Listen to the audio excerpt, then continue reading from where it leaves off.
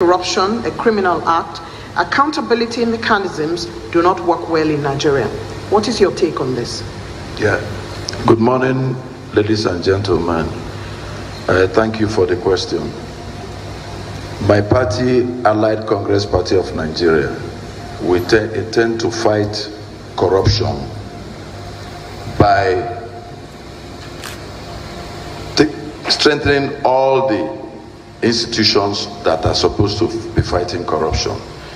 Corruption is an endemic problem to Nigeria. The cause of all the problem you see, be it Boko Haram, be it anything, lack of infrastructure, it's all based on corruption.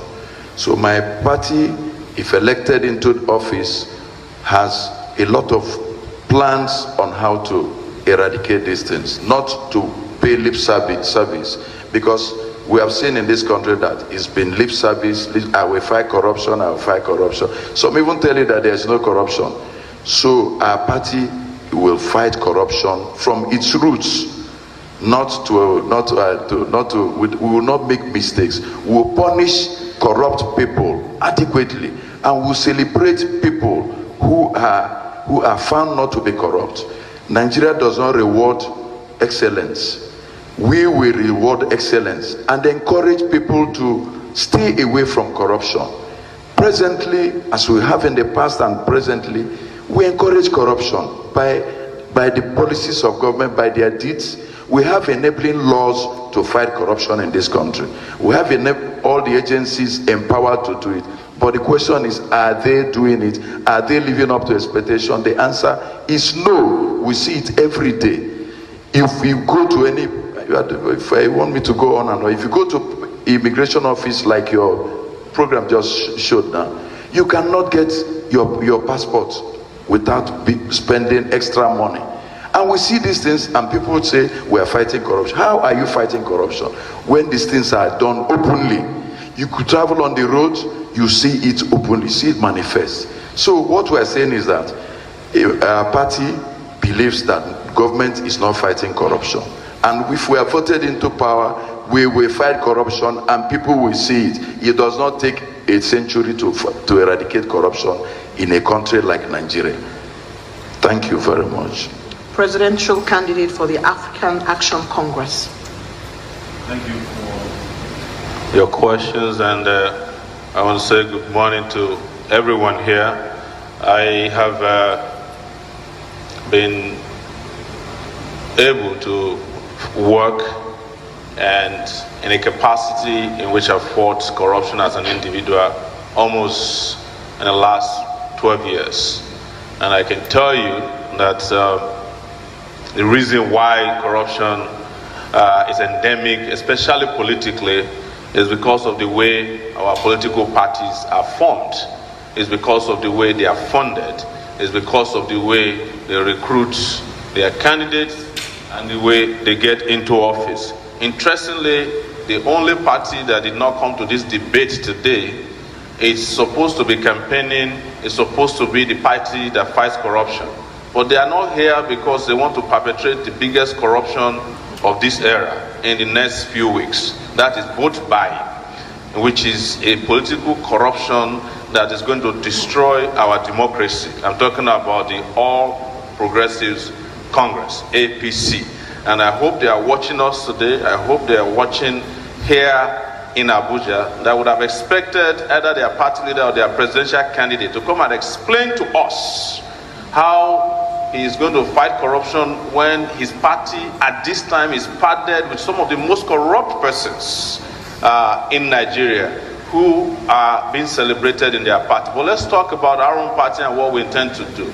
The problem with fighting corruption in Nigeria is that we do not have anything preventive, mostly, to ensure that corrupt people don't lay hands on our resources. And most times, we go after them after they have already taken whatever is available for everybody to themselves. So there's no prevention. And the second level where we try at all is that of enforcement. And enforcement has become a theatrical process in Nigeria. It has to be celebrated it has to be dramatized, and at the end of the day, the people who are really corrupt never get caught. Even when they are caught, it depends on which side of the aisle they belong. So the third level of our own intervention is, of course, consequences. The problem with Nigeria and fighting corruption is that we do not deliver consequences on corrupt people. It is the reason why some of them have the temerity at this time to be running for office in our country. The guys to my right, the PDP people, and of course the guys who did not come here today. So we will deal with corruption very, very severely, and the people who will bear the brunt of it are already looking at me, and they know what we'll do to them. Let me remind you that sweeping allegations are not permissible. I'll advise that you stay with what your party is going to be doing, and name calling will, because once you start name calling, everybody else is free to be able to do name calling. So let us be guided, please. I'd like to appeal that we are guided. Moderator, I think our party is saying that it will deal with corrupt people. Corrupt people have address. Your 30 seconds is up. Mr. Timekeeper, does he still have time? When we come back to you, you may have your time. All right.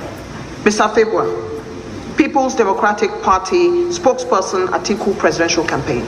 What is your take on why corruption is not going anywhere and accountability mechanisms do not seem to be working well, and how your party assesses the impact of corruption on national development? Thank you for the opportunity of this debate, and thank you for also applying some caution on the part of the AAC, because if we want to go into name calling, we might not get to the nitty-gritty of why we are here. Because the last time I understand, Showore emerged, formed a party, emerged the presidential candidate without due process. But that is just aside. And so for me, please, let's not chair. Let's stay with the issues. Yeah, stay with the issue. It is going to be a collective responsibility of Nigerians. We will not subscribe to the idea of seeing government as one industry fighting corruption for the people.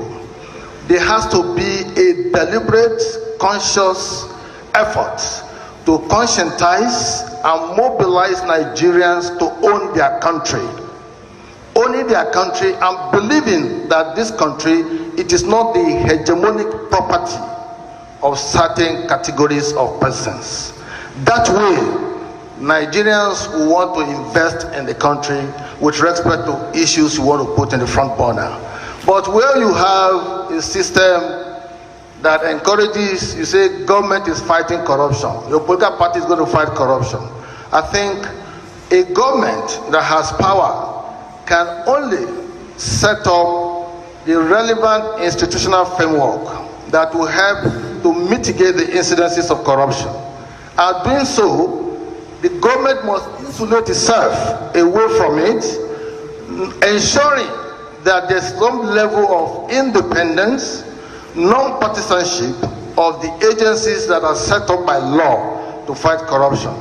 Where you have a chairman of an EFCC, for example, wearing the lapel pin of the president, then he has already taken a position. That alone sends the wrong signal, and that's why the perception of him becomes subjective. So for moving forward, we are going to strengthen the institutions, ensure that they enjoy transparent level of independence, non-partisanship, and also use technology that will create an infrastructure or software that can make government business to run end-to-end to promote accountability, transparency, and probity in governance. Thank you. Thank you very much. Would like now to go to Mr. Tope Fasua, presidential candidate, Abundant Nigeria Renewal Party. Thank you very much, and it's great to be here. I want to say thank you to CDD for inviting us here and for focusing on this very important topic, corruption and accountability, and for their efforts in having inclusive debates as against some of the ones that we have seen in recent past in this country, where the basis for inviting is opaque. That said, I want to also call our attention to a very trite fact, that we are here today and Nigerians are agitating because of one simple fact. That for the past 20 years, 2019 makes it 20 years, in our new experiment with democracy, that we have been oppressed, traumatized, and dehumanized by a certain set of people. And those set of people are in these two parties that we're talking about. And that is the fact that Nigeria has now emerged, according to Oxfam, as the most unequal country on earth in terms of inequality.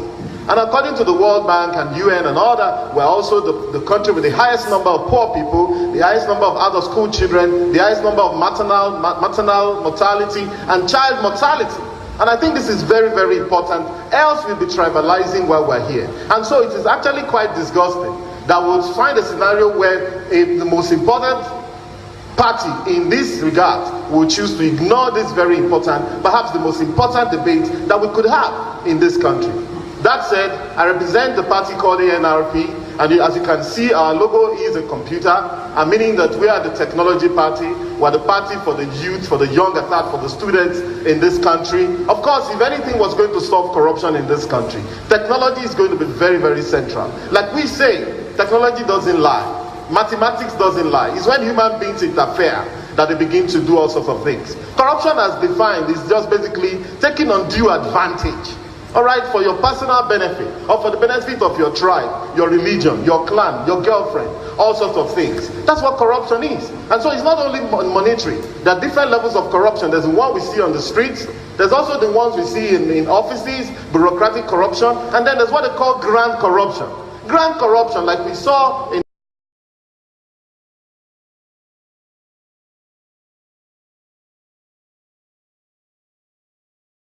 the documentary that just showed, and they bought in 170 million. Nigeria happens to be a country that you will begin to believe that this country was created to be looted, and it is totally unconscionable.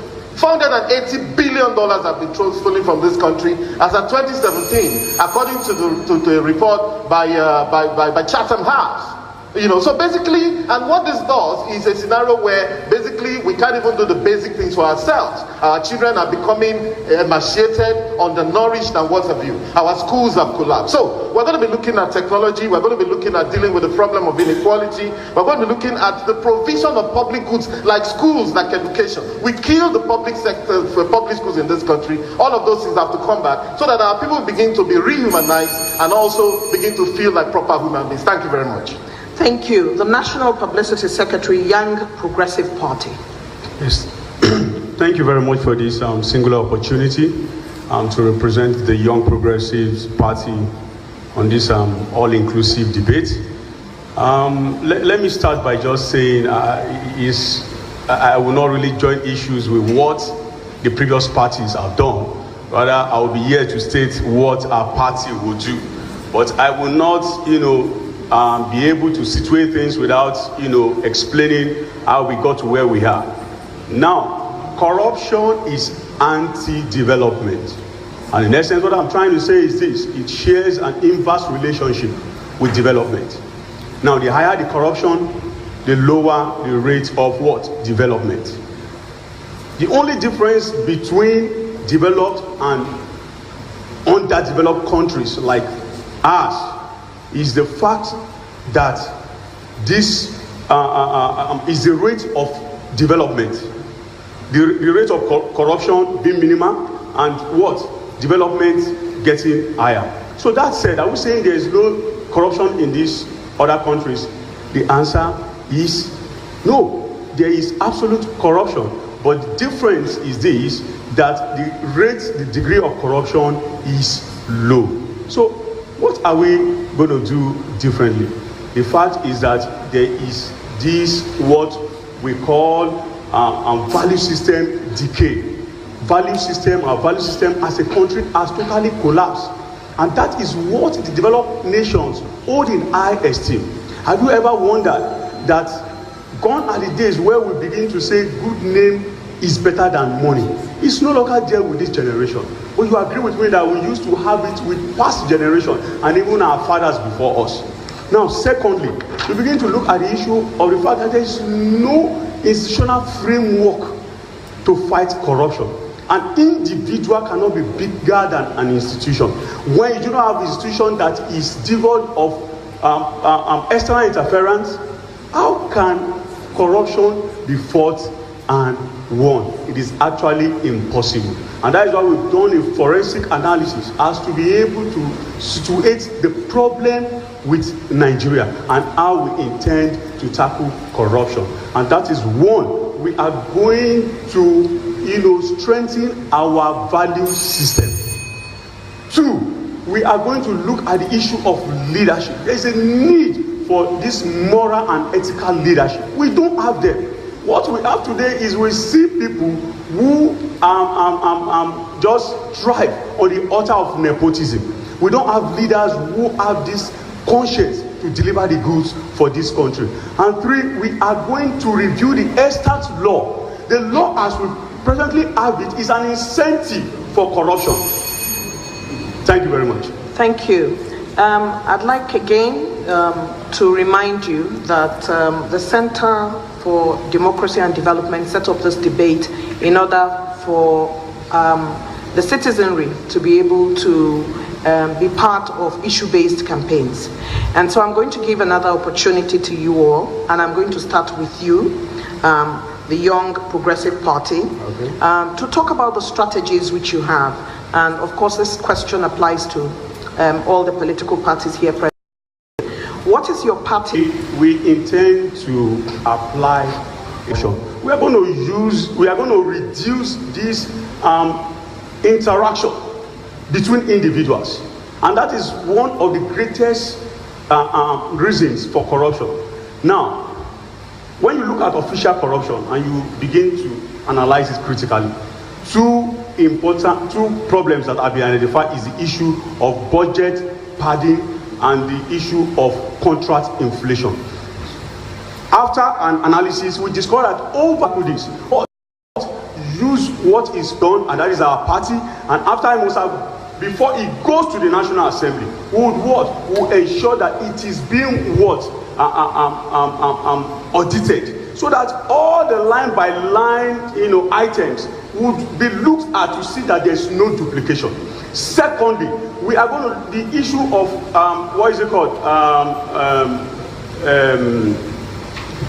contract inflation. We're going to automate the system.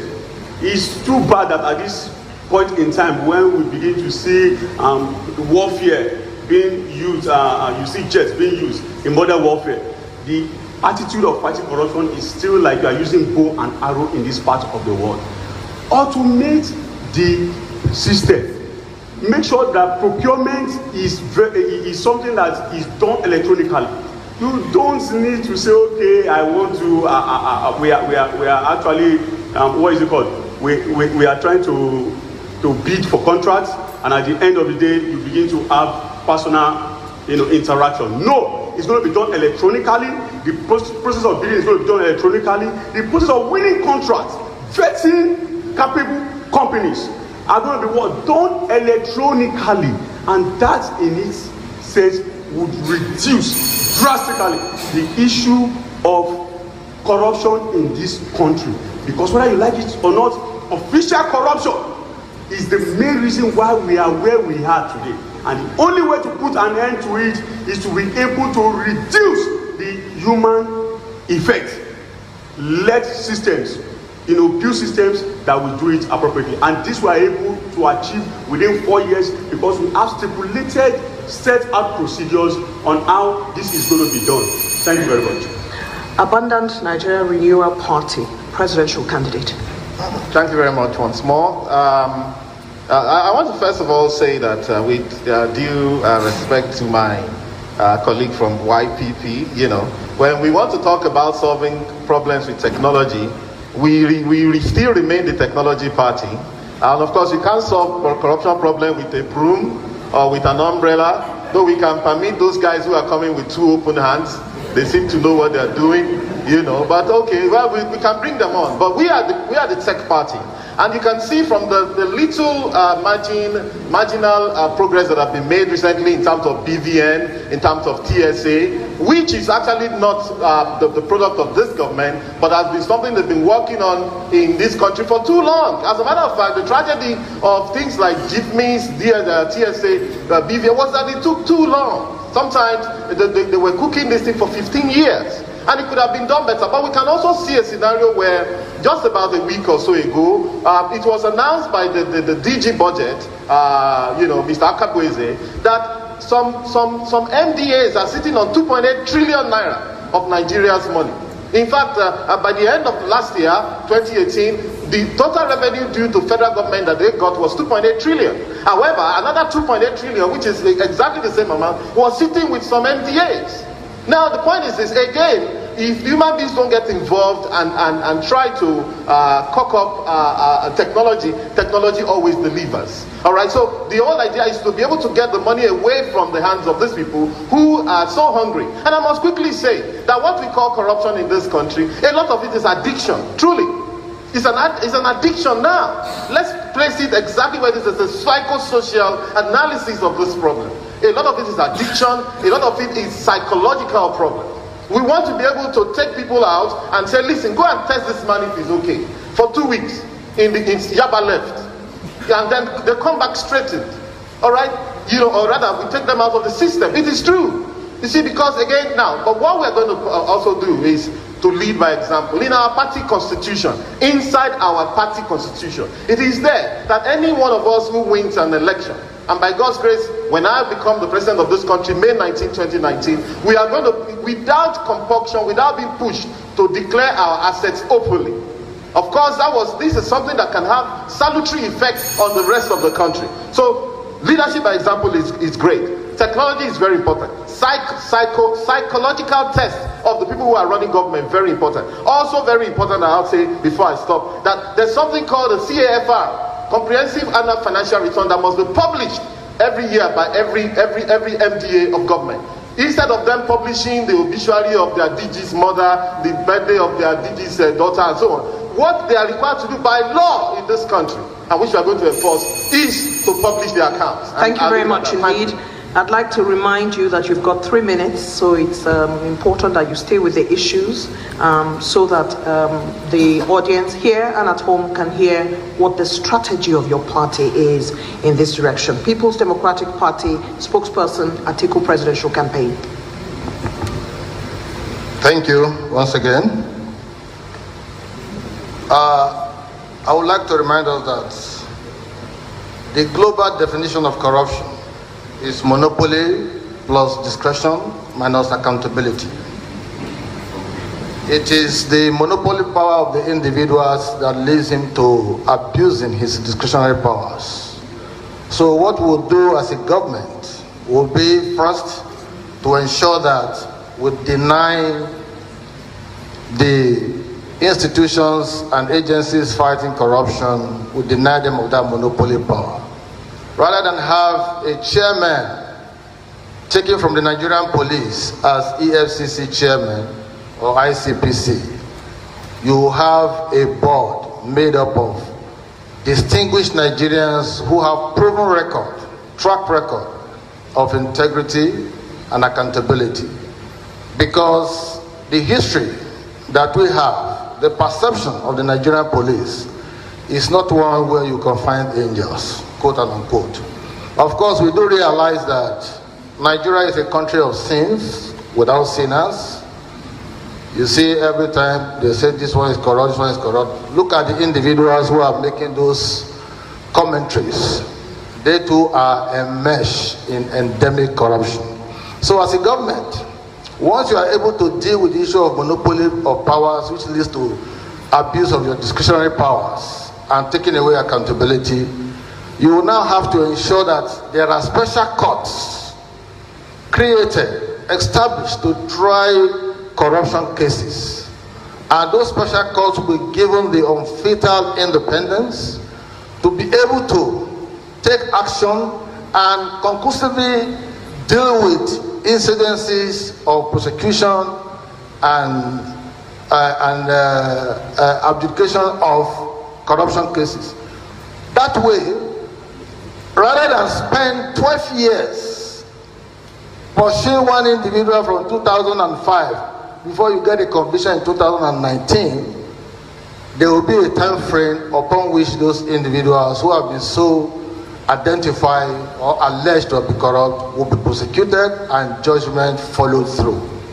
We will also promote the culture of encouraging whistleblowers and protecting witnesses. That is why I said earlier on that there's a need for citizen ownership of government, and there's a need for us to own our country. Because if the people derive the power to interrogate public officers, to ask questions and raise doubts and concerns, then chances are that the whistleblowers will be having better protection under our government to deliver the right information to government for prosecution. Thank you very much indeed. I'd like now to quickly go to the African Action Congress to address the strategy his party has for eradicating corruption, the timelines, and how feasible this is. Thank you. Let me quickly just respond to my friend about the transparency of our party's election. It was beamed live to everyone, and we didn't pay anybody $5,000 to vote for our presidential candidate. We didn't take the BDCs from everywhere to Port Harcourt. Having said that, it is very, very important that in dealing with corruption in Nigeria, we start, as my friend said, using technology to aid prevention.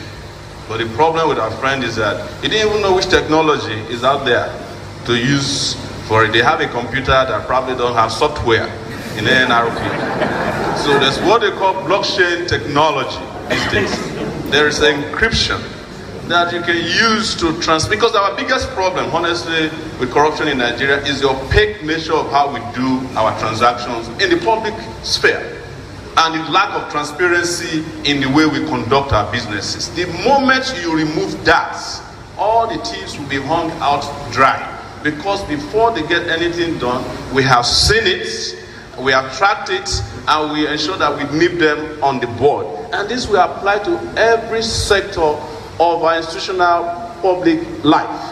So if we are doing contracting, it must be transparent to all. There's no reason why an average Nigerian cannot tell how much we are making in the so-called TSA. How much is there on the daily? We're entitled to it. How much are we spending? How's money moving? The second thing that we need to do is to ensure that a lot of our assets that belong to individuals or the country is also publicly available. The land registry of Abuja, you cannot find it because the whole of Abuja is owned by a few people. That should be online. The asset declaration forms of our public officers should be something you can download without having to go through it. And we don't have to having to go through, the eye of the needle.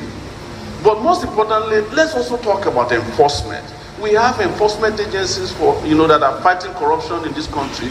They don't have to be police. They don't have to. We can train people who can enforce our anti-corruption laws. How do we do it? Even sometimes, ladies and gentlemen, when money is moving around, there's paperwork and there's also paper trail. We have an NFIU. They know when thieves are stealing money.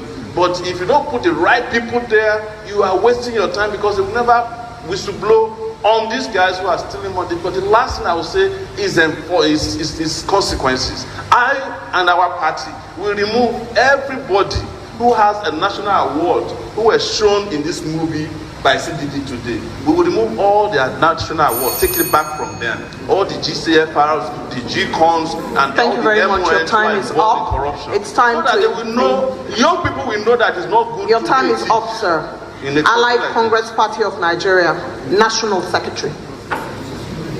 Thank you. Thank you. Our party will fight corruption, like I said, from its roots. You don't just, if somebody is sick of malaria, you administer a paracetamol, Panadol. It only brings down the headache and the malaria continues. So we, as a party, if elected, will fight corruption from its roots. Let me give us a little analysis of so that we can understand why this corruption is ravaging everywhere. If I sit down and see my colleague engage in corrupt practices and is thriving, and I am not, it makes me think, even as holy as I may be, it makes me to think, probably this can be the only way. Our party will fight corruption right from even inside the churches. Because, to tell you the truth, make no mistakes, the churches have encouraged corruption in this country. Let me explain that. In those good old days, I'm an old man now, when we were young, we saw people in churches. If you commit a crime against society, the church will rebuke you, and you can't come into this, communicate you. Today, you commit any crime, the churches celebrate you. They encourage corruption, whether we like it or not. That is, we are going to fight corruption down to its roots. The traditional institutions, they give awards just like a government of the day. They give you GS, whatever, whatever they give you, GSM or whatever. They give this to people who are corrupt, who have looted our treasury. And our people will look at it, oh, so probably this is the only way. Let us also look for a way to loot so that we can get these awards and honors and these traditional titles. So fighting corruption in this country has to take a different dimension. Apart from that, our government is going to seriously make the institutions, strengthen all the institutions that are empowered to fight corruption. We are also going to take the National Orientation Agency in Nigeria, for example. They know that, everybody knows that corruption is our problem. They are not, I repeat, they are not doing anything about it. We need them to go, we need every agency of government to go and enlighten the people continuously, even down to the secondary school. Corruption will be in our government, it will be what from the curriculum of schools. It will be taught in primary, secondary, and the tertiary institutions. Thank you very much. Thank you very much indeed. You're watching The Big Debate, organized by the Center for Democracy and Development with support from MacArthur Foundation, reaching you live on Channels TV. Facebook live stream, CDD West Africa is also open for you to participate. We have come to the one half of the discussions on corruption and accountability, and it's time for us now to take a look at our audience in the house and invite them to join. Our time, as you know, is limited, and so when we come to you to ask your question, please ensure that you stay within bounds. We expect you not to go beyond 30 seconds to 1 minute. And we're going to warehouse the questions, so I'd like to urge our speakers to please pay attention, because when we do the first round, we'll come to you and give you 2 minutes each to try and address some of the issues that have been raised. And so I'm going to start from the various sections that we have in the house. So I'd like a show of hands, please, so that if you have questions that you wish to ask, you indicate by a show of your hand, and I will come to you from a descriptive perspective. So if you see me saying the man with glasses or the person with a white dress, there's no disrespect meant. It's just so that our cameras can pick you and you would know that it is you that we are addressing. Show of hands. Thank you. We would like to start with the lady here.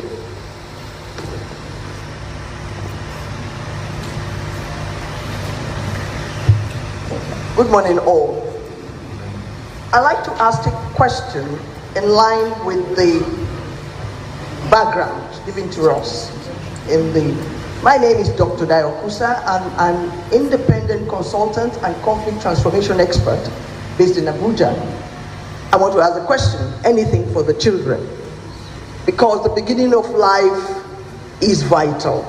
2.5 million children die annually from extreme malnutrition. That means before the age of 5. And it has a lot to do with corruption in the health sector. Also in the lack of salaries for their parents and so forth. The beginning of life is important to me as a mother, as a citizen of this country.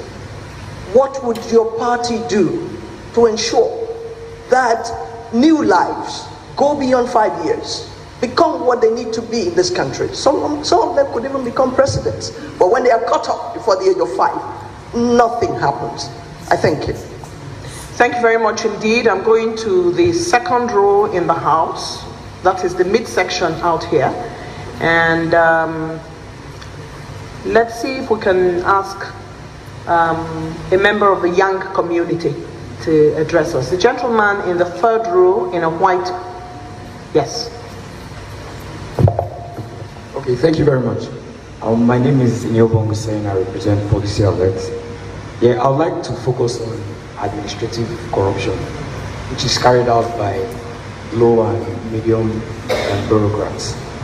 Now, we know that for reforms to be carried out to eradicate administrative corruption, there has to be like a carrot and stick approach, whereby you improve the basic living conditions of bureaucrats while also instituting mechanisms to monitor performance. So I'd like to ask, what's your ideal minimum living wage, and what's your clear-cut actionable plan to ensure that the average Nigerian earns a dignified minimum living wage? Thank you. Thank you. We're going to the third row, and I'll take somebody from the back. The gentleman with a biro in his hand. I can see you from here. Yes, there you are. Good morning, all. My name is Mohammed Ibrahim, my father. And I just want to ask one question to all the representatives of the parties. We all know what's the problem, but I don't think you have given us a convincing strategy on how to tackle corruption and accountability as Eugenia raised with time frames.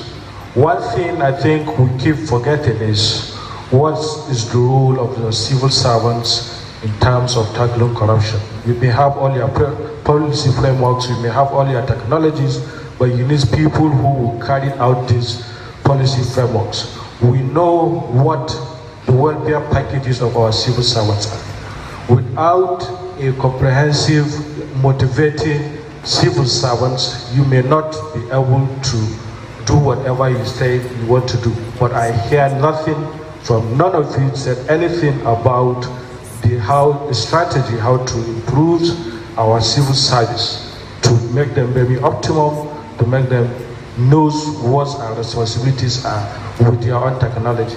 Thank you very much. Thank you. We're going to the last row now, and let's see if we can balance this by gender. Is there any lady on that side? That lady, the lady at the end of that row. Yes, you. Yes. Good morning, everyone. My name is Lois Ubede. I report for Premium Times. I want to know, you have all mentioned strengthening the institutions, fighting corruption, and tackling it from the grassroots. But you've not mentioned what are the specific things you are doing to strengthen it. Your points are just vague. Strengthening it how, where, with what? You are not being specific, so we don't know what you're going to do about it. Thank you. All right, I think at this time, in order for them to stay within the grasp of the questions that have been raised, we're going to return to our political leaders and ask them to respond to some of the questions. I'd like to guide this. Anything for the children. And what is your ideal minimum wage? This is because we're going to return to strengthening institutions where you'll have an opportunity to speak. So we will not take that now. So they would have the opportunity because I will also ask that question. So let's rest that for now. But I'd like you to respond to anything for the children. What do you have for the children of Nigeria? And what is your ideal minimum wage? And each speaker has 2 minutes to address these issues, and I'd like to start with the ACPN. Yeah, thank you once more. On the issue of minimum wage, definitely, even if you are, whoever you are, if you are paid what cannot take you home, definitely you will be pushed to looking elsewhere. The government of ACPN already has a plan that, apart from increasing minimum wage, the other issue, the major things are, one, to provide free medical care to civil servants, to Nigerians, to provide affordable transportation system, and to provide free education. I said it loud and clear. Nigeria can afford free education if we curb the excesses of very few people at the top. If we curb the excesses, we can provide these services to our people. And this will also discourage corruption. A civil servant who has worked for 30 years, if he or she finds himself or herself looking forward to retirement, and when he checks his pocket or her pocket, he finds that after retirement, he cannot even have a roof over his head. The tendency is for the person to be involved in corruption because he has to hasten up. But in the past, we had governments in this country that made it possible that after working, as you are working, there's a contributory pension you pay. And at the end of the day, you owner-occupier, you get a house. And when you know that at the end of your job, you have a roof over your head, the tendency to be corrupt is highly reduced. Like the person that asked questions spoke, the lady, corruption, if you don't tackle it in the civil service, no government can succeed. Thank you very much. Thank you. African Action Congress presidential candidate. Thank you. I will address the issue of minimum wage. We are proposing to pay 100,000 naira average to a Nigerian worker. There's no reason why a Nigerian worker would have to work for 38 years before they can earn the monthly salary of a senator in Nigeria, which is 14 million naira. It's unconscionable. So you must get your due so that you don't start thinking about stealing from the day you are hired. But that we are paying a minimum wage of 100,000 don't mean that people won't steal. What we have seen in Nigeria is that people who steal the most are people who are earning the most amount of money and allowances from the country. So it's a social disease. It's called kleptomania. You know, when people have so much and they still steal a lot. And we have to cure it again by consequences. As for the children, it is a crime that a country like Nigeria, making so much money, has become the capital of where a child is likely to die before the age of 5. It is not only bad, but our leaders who are supervising the death of these 5-year-olds ought to be tried for a crime against humanity. That is why Nigeria will become a signatory as soon as I become president. And my swearing in will be June 12th, not May 29, because that's the day that we are proposing. Yes? And as soon as that is done, we will be a signatory to, or any process in the International Criminal Court, to make corruption a crime against humanity. I'm going to support that, so that so many of these leaders who have carried out this crime can face the consequences of their actions and inactions. Finally, regarding what we need to do, we invest in kids. We have to invest in these kids, in terms of prenatal, neonatal, and antenatal care. We also have to take over 13 million kids who are not in school back into school by investing at least 1.3 trillion naira in their education. Take them out of the street, so that it will be a crime in this country not to send your child to school the way it is done elsewhere. People's Democratic Party. Thank you very much. Well, for the issue of minimum wage, I think those who don't have experience of governance can celebrate figures that are almost not achievable. But as a party that has experience in governance, and going by the latest dynamics in the governance process of this country, we will rather support a restructured Nigeria that gives powers to states and local government to the extent that states will be able to tap into their comparative advantage by way of resources and pay wages that are commensurate with standard and quality of living in that area. You do not expect the same person in Lagos to take 30,000 naira where housing is going for as much as 1 million naira to rent a house, or 500,000, a simple face me and face you, with someone in the rural area in Jigawa, for example. So what you do as a function of restructuring is to encourage the states to take up issue of minimum wage based on what they can afford. That is one. Secondly, on the issue of healthcare for children, what is there for the children? This issue of restructuring will also empower the local governments with some level of power and authority to be able to promote basic health care for the people. What the government will do is just to provide the enabling environment, because the local government is the closest to the people. The statistics presented by Dr. Kusa are quite alarming. 57 million children, don't have access to the common basic health needs. And about 150 million or 130 million thereabout, according to statistics, don't also live in dirty environments. So for us, I'm afraid I have to stop you there so we can give way to the abundant Nigerian Renewal Party presidential candidate. Thank you very much. Very quickly, I'll run through this. I think it's an error to try to situate the entire thing called corruption within the civil service.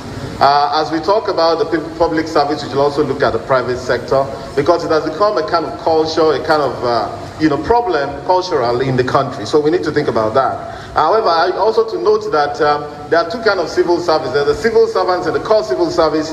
The salary of the highest paid director, grade level 17, step 9, is less than 400,000 per month. However, when you go to some of the lucky parastate house, that is what a new entrant who just left university gets. So you begin to think about how that director will feel, who has worked for 33 years and has 2 years to retire.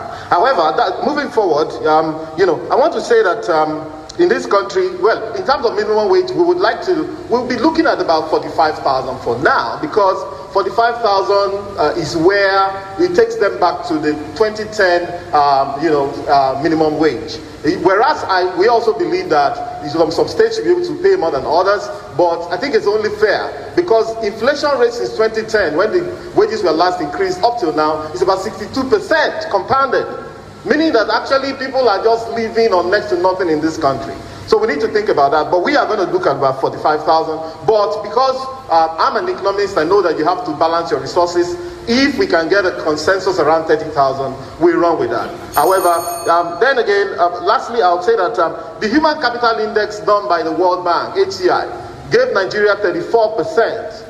34%, and the meaning of that 34% is that any child born in Nigeria has only 34% possibility of attaining their potentials. Now that is very alarming.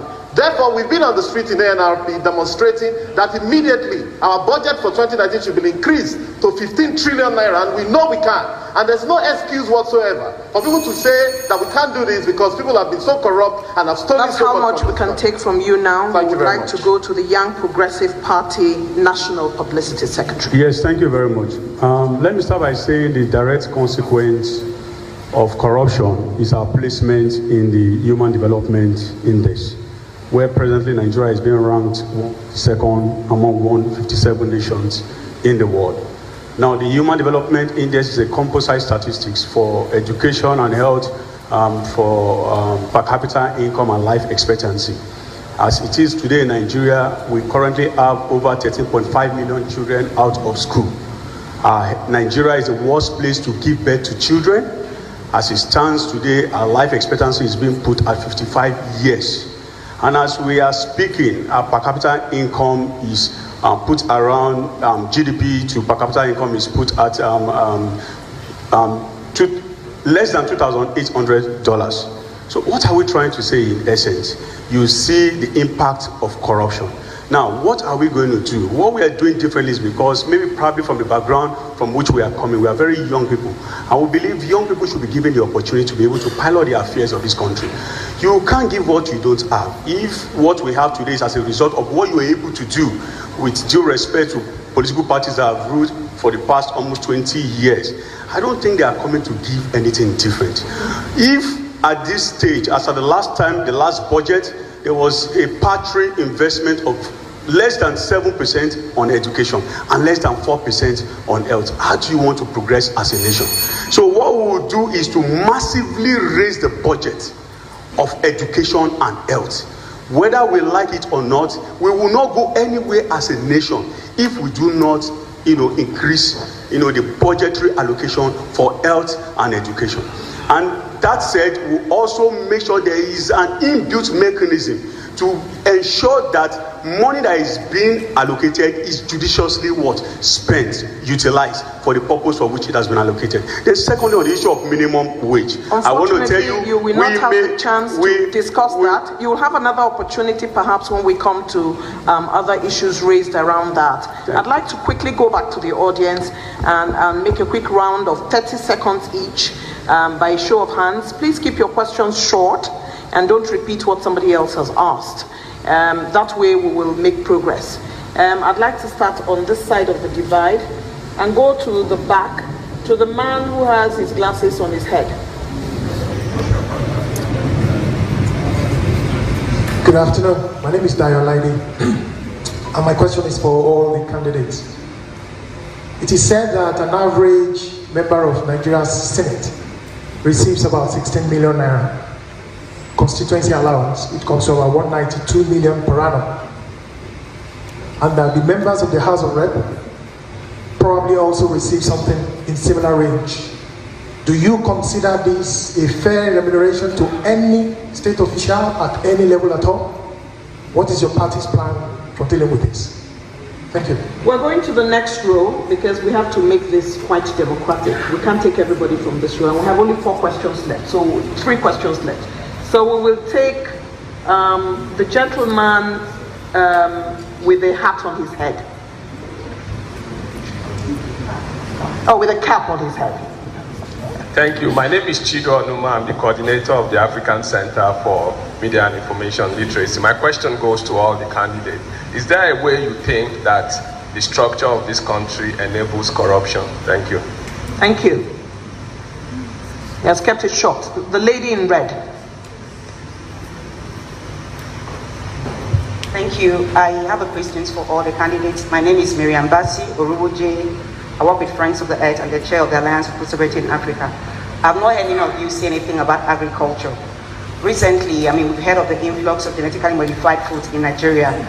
And the same thing has caused, we've heard that Monsanto, the company who is responsible for getting patents for most of this food, has caused cancer. And somebody actually got a judgment of more than close to millions of naira. We have these products in Nigeria now, and we have this company also giving permits to bring in this. What will happen to our food system? I'm really interested in what is on my plate.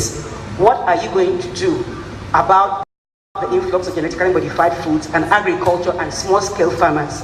What are you going to do? And finally, we're going to that last row, and the very last person on that row, this time with a cap on his head. Good morning, everybody. My name is Olumide Samson. It has been posited in some quarters that the rule of law is more important than even corruption itself. So my question would be, are we okay with the application of the rule of law? If not, is it okay? If not, what will you do differently and how will you do it differently? Thank you very much. For that first round of questions and comments, that will be it. And I would like to start with the Young Progressive Party. Before then, let me refresh you quickly what the issues are. Fair remuneration, salaries of, I think it was said, members of the National Assembly. And is there a way that the way Nigeria is structured leads to corruption? And finally, what is on our plate? What kind of food what kind of imports, and I think also there was a mention of the rule of law, even though we'll come to that later. So if you take the first three, fair remuneration, is there a way that Nigeria is structured, what is on our plate, and the salaries of our legislators? 2 minutes each. Yes, I understand. The time is always a problem right here. So please, I'm going to be very, very swift. On the issue of 16 million, which for, what is it called, the National Assembly members, I think that is wicked. If we are here contemplating whether to pay 30,000 naira per month to civil servants, yet we cannot reach a conclusion, and some people are earning 16 million for I don't know for what is uncalled for. I think there is a need for us to review our wage system. This issue of allowances, that is where you see most of this money are being eaten into. If you ask them the actual way, they might tell you that they're not earning up to 1 million naira. So there's a need for a real audit. And I still want to advocate, and that's what my party stands for, that national lawmaking should be part-time. It should be on a part-time basis. Let those who really have the genuine interest of this nation come to the National Assembly. That said, something will be done about that. Is uncalled for, is unsustainable. On the issue of this present structure, does it encourage corruption? The answer is absolutely yes. Right from the time that the military took over, they've centralized, the system, and that has made corruption to fester up to what we have right now. And I want to tell you that except we restructure, we might not be able to completely tackle the issue of corruption. And quickly, on the issue of genetically enhanced food, what we have on it is a global problem right now. It's a global phenomenon, and I think Africans are actually not taking it seriously, especially when you consider that these imports are far cheaper than what you even have here in the country. So what we will do is that there will be a clear-cut policy on it. It's going to be banned. Anything we cannot produce, we should not consume. Let's consume what we produce. By then, we can grow. Thank you. It's time to come to you now, Abundant Nigerian Renewal Party presidential candidate. Thank you very much. I'll be very, very, very quick. I want to quickly say that the effects of corruption include disunity, poverty, death. For example, we saw someone who was cleaning bins with sniper the other time. Death, inequality, terrorism, loss of individual and corporate, dignity, also segregation, class society, and accidents. People build houses with the wrong materials and people die. So therefore, it's an endemic issue in this country. And also, I want to say that Lee Kuan Yew, it was who said that the biggest demographic in any country are the children unborn. And I want us to think about that the biggest demographic in any country are the children unborn. So we're going to make it into a philosophy in our government that we must always think about the children unborn.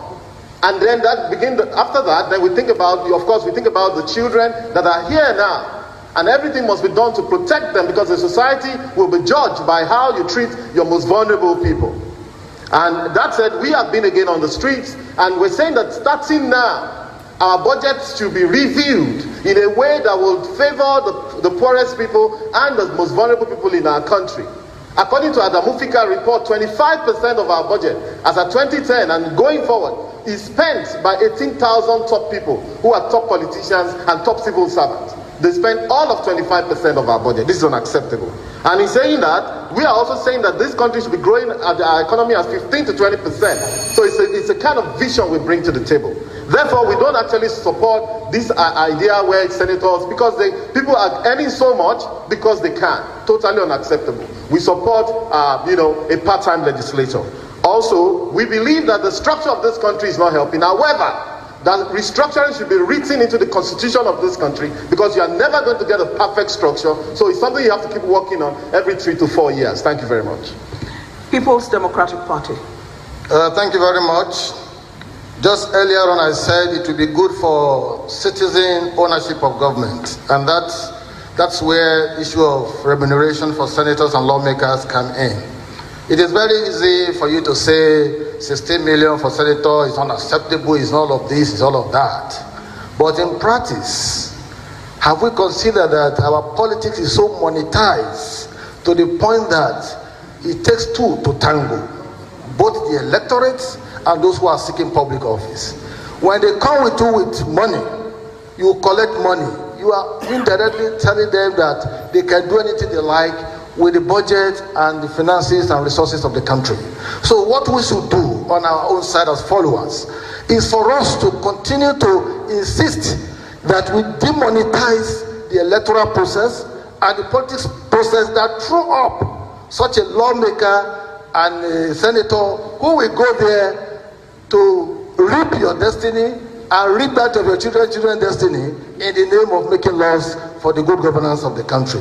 So that is where issue of restructuring also come in place. If you have restructuring, you will not have one almighty Abuja, they call it federal might, that beats down on the throat of all the states. What you will have is a federal government that would lay emphasis on economy, defense, and rule of law, then allow the states to take charge of their resources and they pay remuneration of royalty or fines to the federal center. And that takes me to the issue of agriculture. What we will do as a government is to reform the land use system.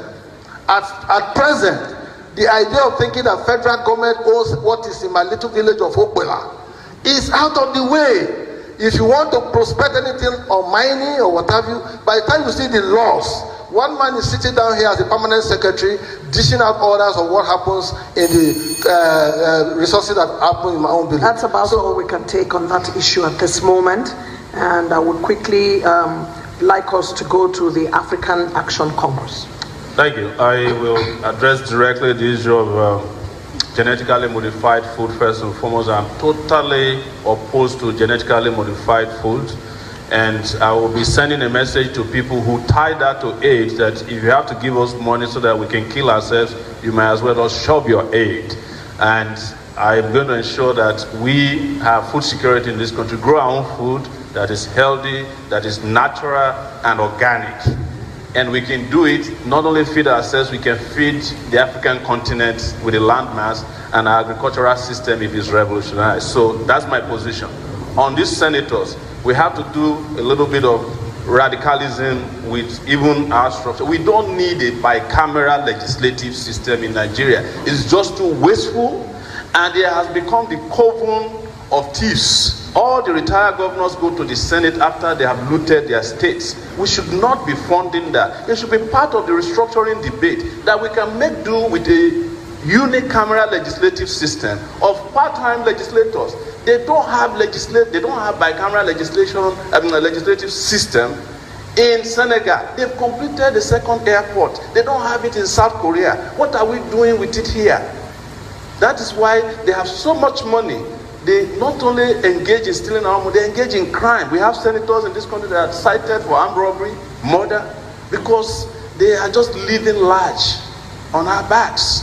On the issue of the structure of Nigeria, I have to say that everything Nigeria, with due respect, and I'm sorry, there's just too much fraud about Nigeria, because it was set up by the colonialists as a business, not as a nation. But we cannot continue to give that excuse as a reason why we can't fix our own country at this time. Even the name Nigeria was obtained from the girlfriend of Lord Lugard. It wasn't us that gave. Look at the Nigerian flag, tasteless, just black, white and green. A lot of things needs to be done. Okay, that's all we can take on this issue at this time. Allied Congress Party of Nigeria. One house, please. Allied Congress Party of Nigeria. One house.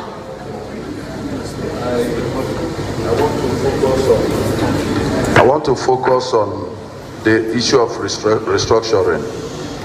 Nigeria needs to be restructured for us to make progress. If you recall, some decades back, when each region was producing whatever they had and was paying tax to the center, where every region was growing. We had granite pyramids in the north, we had cotton, we had palm produce in the east, we had cocoa in the west, and these places were moving forward. Cocoa House was not built with oil resources. Since we got into this central system and oil, everything started going down. So ACPN government, if voted into office, will really embark on serious restructuring so that people will know their potentials and move at their own pace. Not somebody being somewhere in Abuja to dictate for us what happens elsewhere. I'm from an oil producing state, local government in Delta State. I know what we go through. I'm the Secretary General of my community. I know what we go through from the ills the oil company trample on our land. And when you go to get redress, it is almost impossible. So that is on restructuring. Now on salaries and wages. It is inhuman, it is wicked, it is callous, it is undescribable for people to receive senators, be governors, to get those, mind you, it's allowances. They tell you salary is peanuts, but allowances. It's, if a governor travels to his village on a weekend, he gets allowance for going to his village. All these things will not be part of our government. And they are part of the things that has kept Nigeria where we are. Thank you. Thank you very much indeed. You're watching the big debate organized by the Center for Democracy and Development, supported by the MacArthur Foundation, live on Channels TV. And also you can go to our Facebook page, CDD West Africa. We've begun to receive comments and questions from our social media pages, and I'd like you to take note of them. And I'll read some of those questions and comments to you. What is your party's position on the current system of manual assets declaration, which is not publicly accessible? What is your party's position on the current system of manual assets declaration that is not publicly accessible? Do you have any plan for reforming the current asset declaration regime? How do you intend to institutionalize transparency in asset declaration? Basically, the same question on different sides of the coin. And there is an emerging strong call for international court against corruption to hold leaders that escape local laws to account using international instruments. Any plan to support this? And what is your take on this? So these are the two questions that I'm going to pause and have you address very quickly as we're running against time. So I'll ask you to look at the various sides of the conversation and pick one side and then try to address them in 1 minute before we return to the issues we want to pursue further. 1 minute to every candidate on this. And I would like to start very quickly with Allied Congress Party of Nigeria. Yes. On the issue of manual assets declaration, our government will practice, you come to the public and declare your assets. It's not a question of you write to any, but you declare it to the Nigerian public, not to any institution. You declare your assets publicly to Nigerian people. And as you declare it, Nigerian people are the people to scrutinize whatever you have put into them. That is one. Then, on the issue of transparency, you all know that our presidential candidate is Dr. Obi Ezekwesili. She is the co-founder of Transparency International, and we have seen it work since her emergence in our party. Everything we have done has been transparently done. So if she's voted into power with the support of our party, Nigerians know it is guaranteed, because today we have the best presidential candidate for 2019. African Action Congress. Thank you very much. I will be completely opposed to the use of manual declaration of assets should be digitized. Not only will I digitize it, but it's also important to apply some of that technologies to asset declarations, so that on the website of the the Code of Conduct Bureau, you can actually geolocate the home of your public officials, on Google Maps, so that you can view it from above and from the street. So that if people are declaring assets that don't exist, Google will tell you, and everybody will know. And if they have declared an asset that is not their own, the owner of the asset can cry out, and we can have commentaries about it, and we make it public. So that's something I support. I wish I can address other issues. I guess we'll get to it later. People's Democratic Party. Well, we will subscribe to the idea of public declaration of assets. Making it digital will not be a one fell swoop, because it will take a process. As much as we'll encourage people to declare their asset publicly, we will also encourage the citizenry having access to it to raise concerns and interrogate what you have put on the table as your assets. That way, they will be able to measure what you have when you are entering into governance and what you have acquired when you are coming out. And that way, you will enhance transparency in government and accountability. The whole essence of anti-corruption is all about disclosure. Once you have disclosure, your problem is halfway solved. But what we have now is people will declare assets, even the citizens do not have access to those documents. Abundant Nigerian Renewal Party. Thank you very much. I'll say there are two issues here. First thing is that in terms of international instruments, cooperation and all of that, for people who are corrupt in Nigeria, yes, we will support, but we will first of all try to see how we can deal with our issues here. In terms of asset declaration, this is a very important issue for Nigeria. I remember that Umaru Musa Yar'Adua, president, who is late now, is the one that actually laid the only example, and we actually thought that we would build on that. Unfortunately, we went down south. So basically, he declared his asset and forced his deputy then, who did not want to declare his asset. So we're going to be doing that a lot. And we're going to be looking at transparency in general. If you went to South Africa right now, you can Google the budgets of Johannesburg and you'll see it in PDF. You can Google the budget of Cape Town. But if you Google the budget of Lagos State or any of our states, you won't see anything. So asset declaration, open asset declaration, there's no two ways about it. And it's even inside the constitution of our party. Inside the constitution of our party, ANRP, and we'll be saying that anybody that's interested should go into anrp.org.ng and you will see it there live. Thank you very much. Young Progressive Party. Yes, thank you very much. Only mentally lazy leaders will tell you that it is difficult to actually institute an e-governance regime. That said, I want to say that we have the best presidential candidate in the person of Professor Kingsley Moghalu. And he is the one who actually initiated the idea of BVN, for the records. Now, on manual asset declaration, I want to put it clear that it is totally unacceptable. At this point in time, in the 21st century, we are still talking about doing something as simple as this manually. What is the Ministry of ICT doing? You want to tell me they cannot develop software? You see young men and women who can develop software under 1 month that will help to trash all of these problems. So most things are not going to be done manually. They are going to be electronically done. We are going to institute an e-governance regime, which means to say the government processes and procedure will be automated. Thank you very much. Thank you. We're in the second tranche now. We don't have much time, so I'm going to put the questions to you now, and I'll combine some of the questions in order for you to manage them. At this time, we're going to be taking only 2 minutes for you to deal with these questions. Some people have argued that corruption cannot be addressed because the key agencies are corrupt. Some of them are saying the police, some of them are saying the judiciary. How does your party intend to address this problem?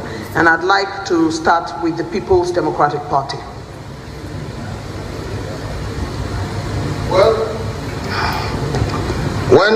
when I said earlier on that there will be institutional reforms, I also went further to say that what we have in place, the EFCC, ICPC, Code of Conduct Bureau and all of that, will enjoy independence, will enjoy non-partisan approach to the extent that government will take itself away from it and see it as independent as it could be. That is one. Presently, the recruitment system into the EFCC and ICPC is shrouded in secrecy. That also opens room for corruption because that is what promotes nepotism, cronyism, favoritism, selective amnesia, and what have you.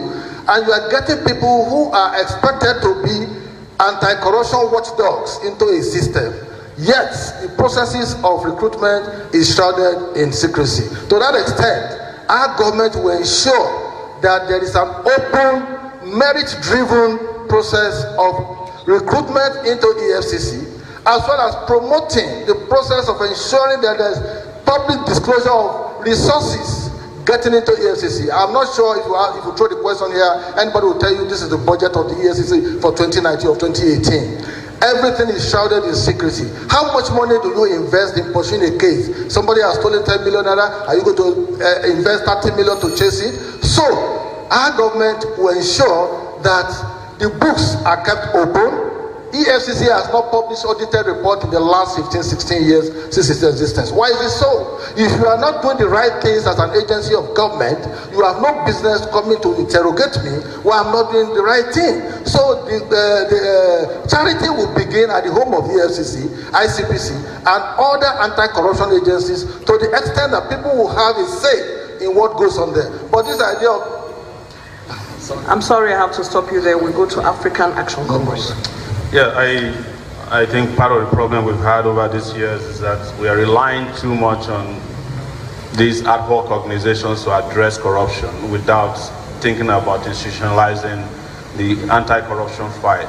Apart from the established organizations, I also think that we should strengthen the police. It's actually the job of the police to catch corrupt people. That is why whenever you set up the organization, you go back to the police to look for people to carry out enforcement. So why don't we strengthen our police, train them properly?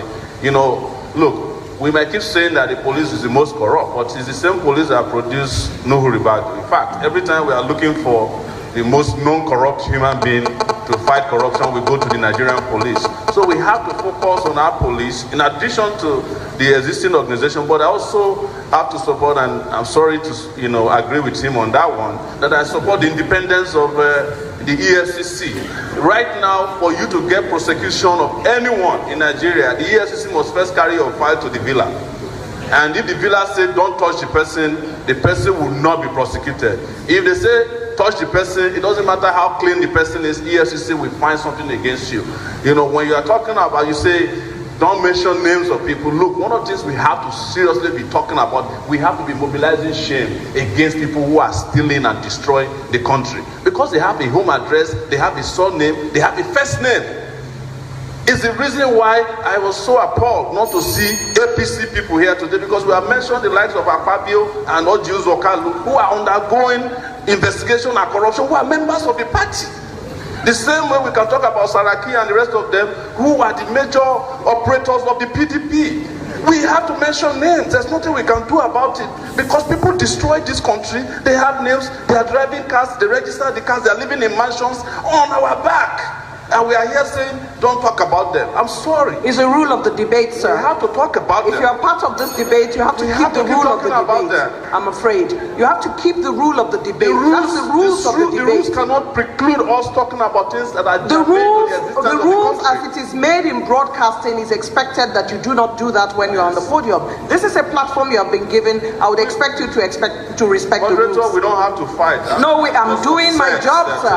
I'm doing my job. I'd like to go now to Mr. Tope Fasua, Abundant Nigerian Renewal Party. How does your party intend to address police, judiciary, and those agencies that have been seen by some people as corrupt? Thank you very much. I believe that, again, I'll repeat that we should begin to have a very holistic view of corruption in Nigeria. When we say judiciary, I mean, we even have a problem with the courts. Unfortunately, there's a certain case going on now, which is sub judice. We won't speak about that. But on both sides, we can see that there are faults on both sides. And some time back, also, some judges were raided. I felt so bad about it. But later on, I started hearing a lot of stories about that. So that's not good enough. So we can't situate it only in the judiciary. Of course, we talked about the legislation. What about the executive? When you hear budget padding, the reason why the guys in the legislation, why they pad the budget, is because they know that every item on the budget is owned by somebody in this country, even in the executive. which is not good enough. So again, the police is unfortunately the one we bash the most. Again, as my friend she arrested, it is true that when you set up EFCC or ICPC, you have to go to the police to look for those who are going to do that. However, there are 400,000 people in the Nigerian police. 200,000 of them are carrying bags for people. According to the police themselves, according to the former chairman of the PSC, Michael Kiro, 50% of the Nigerian police are bag carriers for people. That's not good enough. What we did is we destroyed the police. And so no matter how many of these agencies we create, we're going to have the same institutional problems. The problem with institutions in this country is that people who are maybe politicians and so-called powerful people, and those are the people that we're going to demystify. And we're demystifying them by running for presidency in this country to let them know that they are ordinary human beings and we can do a better job of this with this country. Thank you very much. Thank you very much indeed. We're going to YPP. Yes, thank you very much. The success of institutions will only be complementary to whatever role the leaders are willing to play. And that is why we are not taking the issue of leadership for granted. Because those who will run institutions, however, how strong an institution is only can be traced to the kind of leaders you have. Now, what are we trying to say in essence? We are trying to say that it is possible to fight corruption. It is not impossible. The only problem is this, that we have refused to fight corruption beyond the issue of just paying lip service to fighting corruption. We need leaders with political will to dispassionately look at the nation as, the overall, most important institution beyond, component institutions. Now, on the issue of institutions being that they are laden with corrupt people, I said the same police we castigate every now and then are the same police that go and perform creatively well in international service. What is the difference? Why do they perform there and they refuse to perform here? The answer is simple. The fact is that when you are within a system that works, you adjust. If you are in Rome, you behave like the Romans. But ironically, what they have here is an Egypt, and you see our police behave like Egyptians. So I want to say in essence that leadership is core, is key, is very, very germane. That we begin to look at the kind of leaders we put at the end of affairs. We need leaders with proven integrity. We need leaders who have capacity to be able to deliver and look beyond the issue of what we have right now and see Nigeria as the overall most important institution. Thank you very much. Thank you very much indeed. And now the Allied Congress Party of Nigeria. Yeah, on police, we witnessed in this country some decades ago, I always say it, where we never had EFCC, we never had ICPC. But the Nigeria police, their CID section was very effective and efficient. Better than the DSS or DTC we have today. You see those days, policemen under the CID section will go and wine and dine with criminals and plan operation with armed robbers, because armed robbery was the in thing then. And on the day of the robbery, they will get them arrested. That is how the police worked when we had a fairly independent police force. But today, we have agencies here and there, yet we are not getting results. So we should ask ourselves the question, where did we go wrong? Another good example is Federal Ministry of Works. They created FEMA, they created this, and yet they award contracts to their cronies, to different companies. In our ACPN government, we will mobilize and strengthen Ministry of Works. Provide them, we have qualified engineers, they provide them with the equipment, they will do our roads. We don't need FEMA, we don't need all these other agencies. That's on that part. Then on the police has to be strengthened. And we forget about all these agencies here and there. If you effectively make police to be independent, which is part of what we are going to do, the appointment of IG or Commissioner of Police will have nothing to do with our government. It will be an institution on its own. it will be allowed to thrive.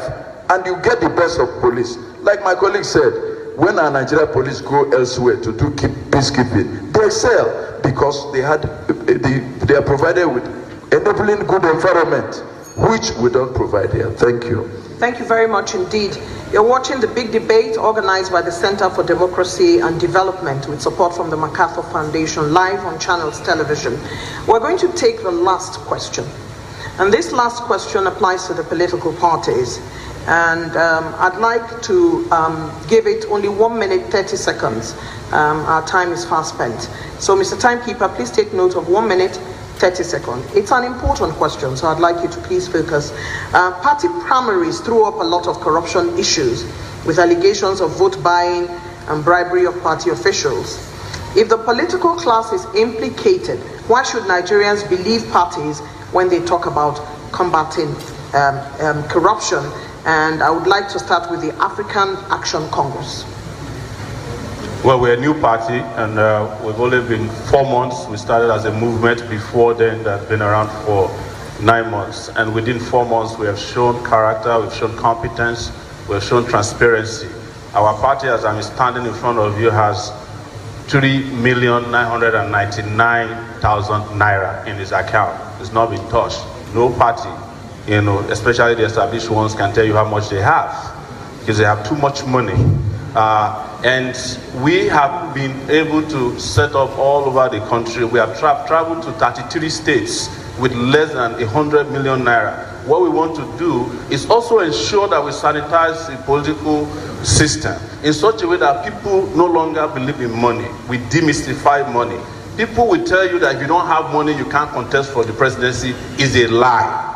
You can contest for the presidency of Nigeria if you don't have money, if people give you money. And we receive money. I have received almost 99 million naira today from GoFundMe, which is transparently available publicly, and also from contribution from a Zenith bank account we set up.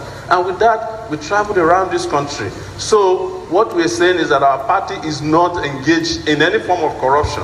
Regardless of what our friend was trying to insinuate here, you know, they try to tar other people with the kind of their own dirty brush, you know. But our party is available to be scrutinized. We are not buying any votes. I don't give money to anybody. I don't give money to police. It's the reason why I don't have police protection, because the police people want me to pay them for it. I say I can't afford to pay police to protect me. Mr. February, People's Democratic Party.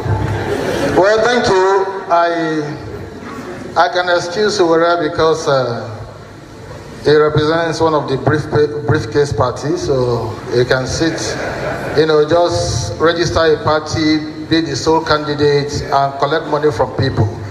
You declare that you have received 99 million naira, and you are telling us that only 3.9 million is left. That means you have spent up to that amount. But you've forgotten to tell us how much dollars, because you have an online account where people were paying dollars into. You have not told us that. So, no, I'm making my point. Let me have that. So, just to tell you that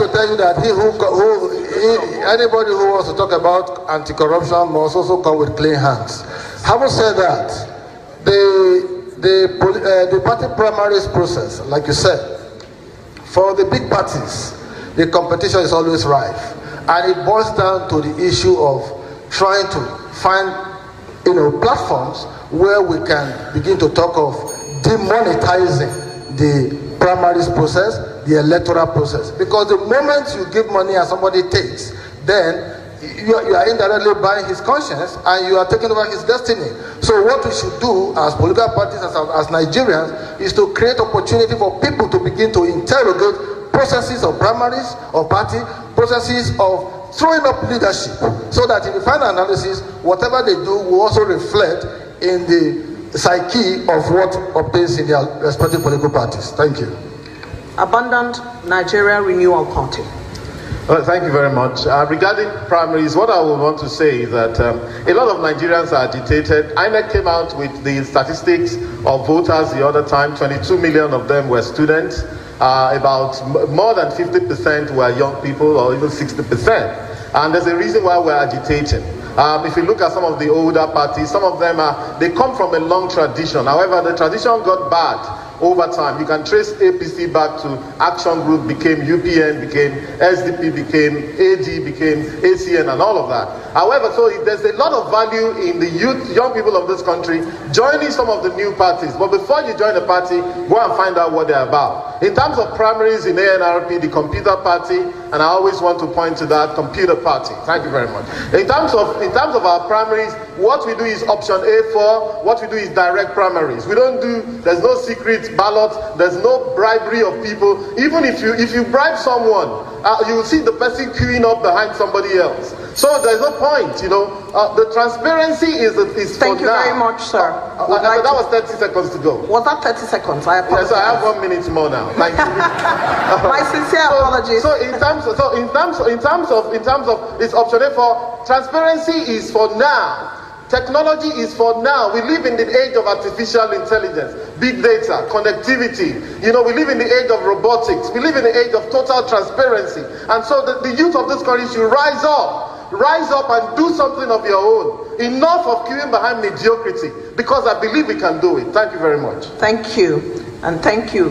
YPP. Yes, thank you very much.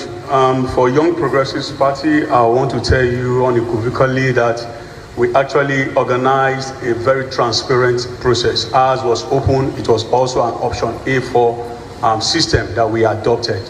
You know, and at the end of the day, he threw up somebody in the mode of Professor Kingsley Moghalu, whom we all know that with all his competence and ability and capacity, may not be able to pick such ticket from the traditional parties.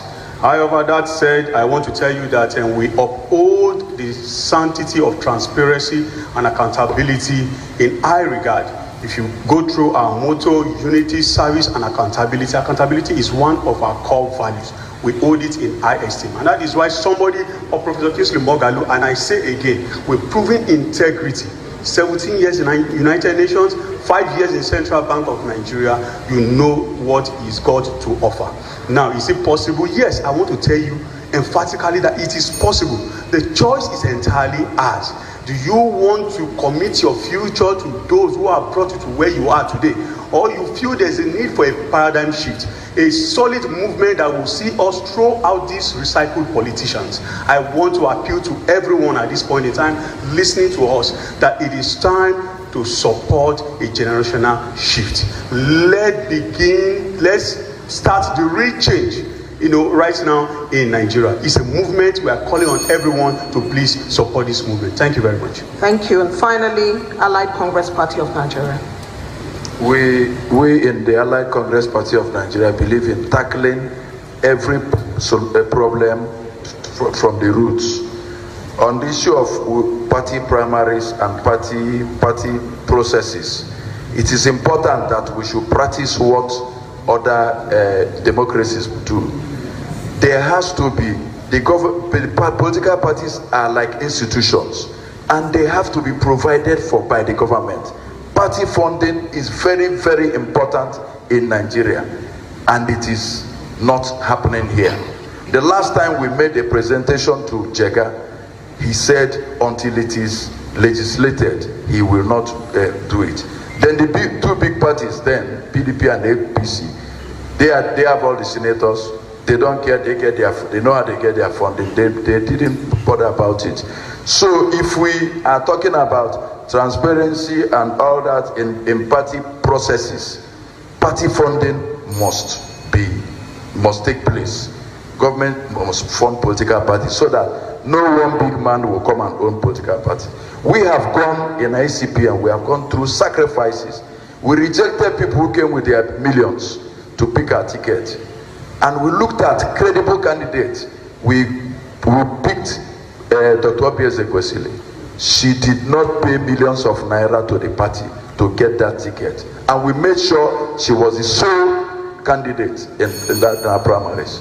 So what I'm saying is that on that, our party has done very well. And what we're also saying is that party funding is important to enable the process, enable responsible people come to take political office. Thank you very much. Thank you. And on that note, we've come to the end of the debate on corruption and accountability organized by the Center for Democracy and Development. We want to thank the African Action Congress, ACPN, PDP, ANRP, and YPP for taking time to join us, and our lovely audience for participating. I'd like at this point to bring this to a close and to thank you all for participating both at home and here. My name is Eugenia Abu. It has been a pleasure to serve.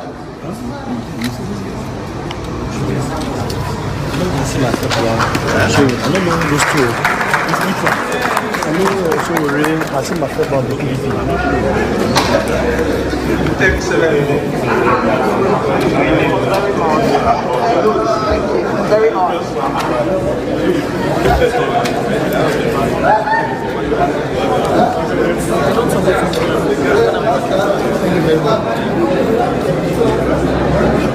Well done, sir.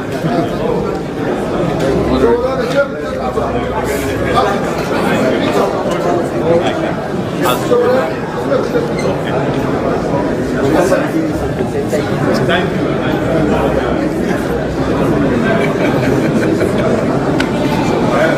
Let me pull up that. Let me pull up.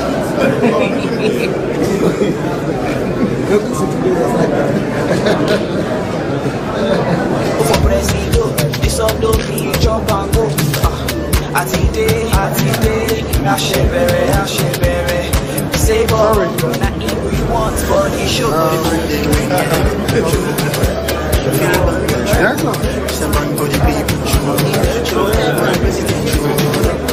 the leader.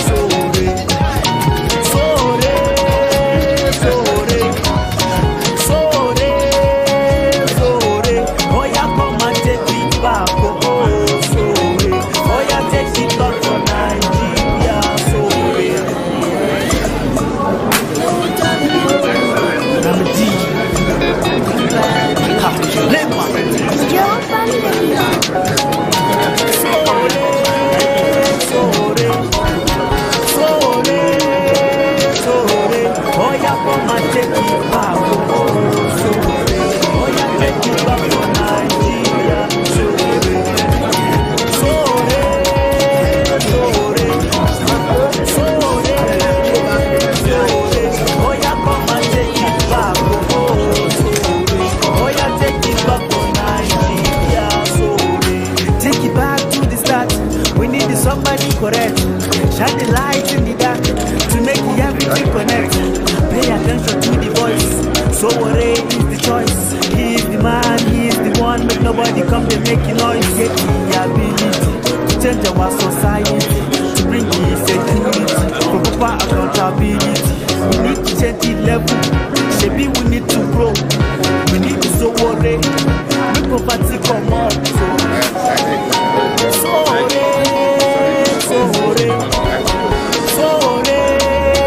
So Oya come and take it back. Oya take it back for Nigeria.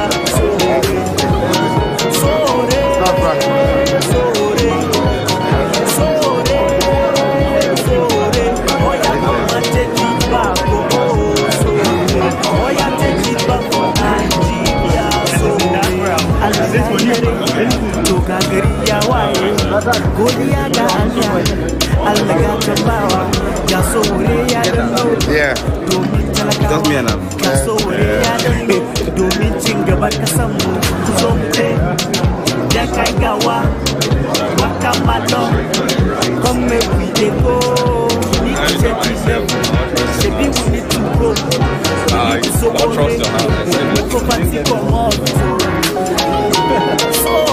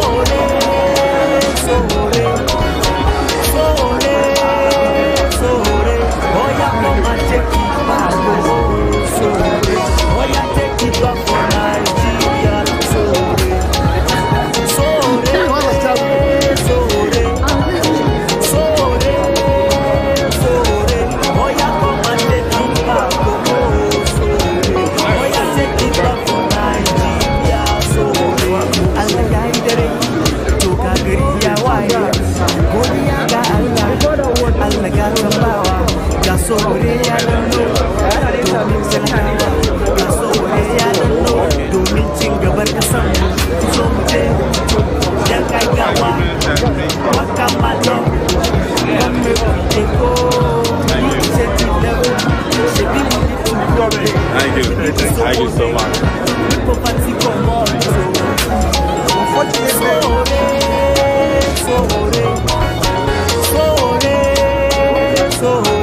Oh yeah, come and take it back.